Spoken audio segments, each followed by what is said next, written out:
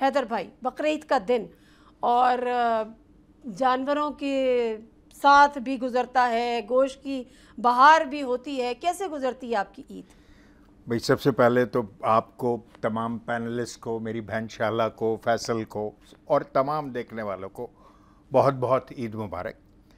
جہاں تک عید کا تعلق ہے تو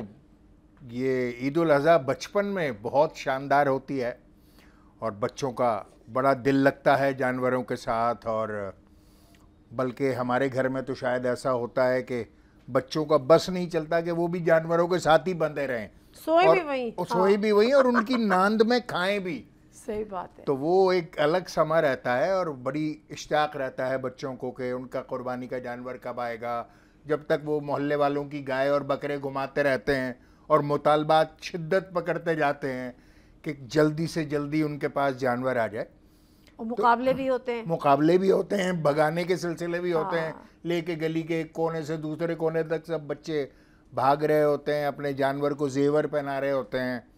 تو بڑا ایک مزیدار سلسلہ رہتا ہے۔ عید بچوں کی ہے،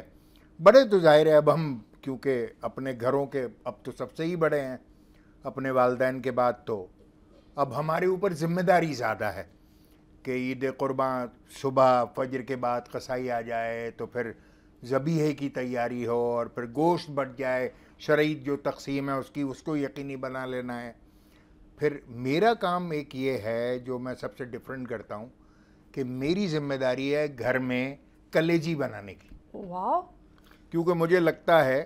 اور شاید میری بیگم کو ووٹ بھی مجھے مل جائے کہ میں اپنی بیگم سے اچھی کلیجی بنا لیتا ہوں۔ سبسکرائب کریں اور بیل دبائیں تاکہ کوئی خبر رہ نہ جائے۔